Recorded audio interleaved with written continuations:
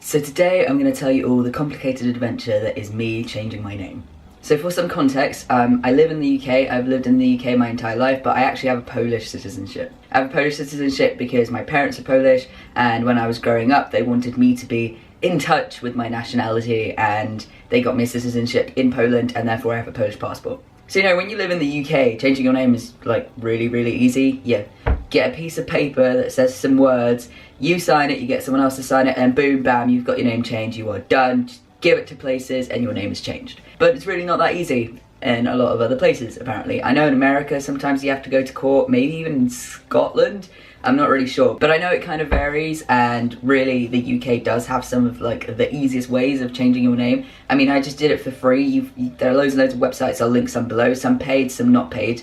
I went for a free one because I decided that, you know, if it's free I might as well do it, and if it doesn't work then I'll pay for one. But the free ones do work, they're perfectly legit. I know it seems sketchy and dodgy, but it will work. And there's loads and loads of people that have used it in loads of different places, and it should work every single time. So yeah, I will link all of those that I can find below.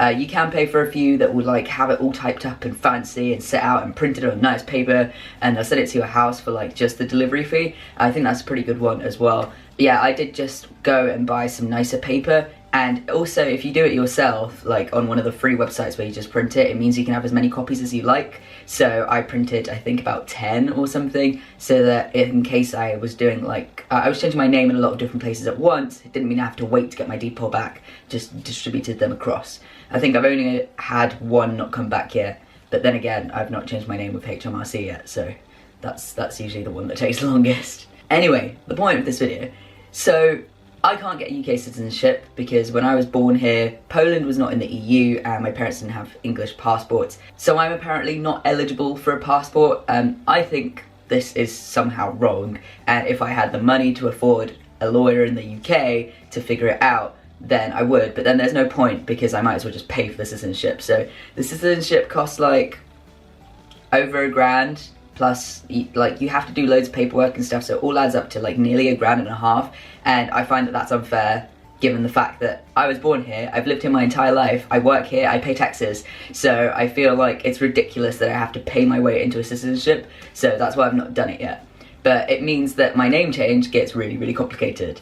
So in Poland, they don't really have laws for transgender people. In fact, when I was trying to write a coming out letter for my mum, I was trying to look for the word transgender and I just couldn't find it. I could not find the Polish word for transgender. All I could find was the Polish word for transsexual, and eventually I did find the word kind of by accident on like a YouTube video or something, but it took me ages.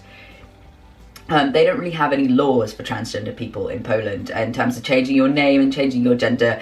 It's not really a thing that they take into consideration that it happens, and if you're actually living in Poland, I know it's really complicated to get your name and gender changed. I think it's a bit like getting a GRC in the UK, but you need that to just get your name changed. So imagine being like 2 years on T and still being on your old name, like that's crazy. So in order for me to change my name in Poland, I actually need a lawyer, and I need to go to court. I need a whole court case where basically my mum has to stand against me, because you can't really have a court case without someone accusing and then someone being defended. So my mum has to be like against me, like accusing me, supposedly not agreeing to change my name, except she will say yes.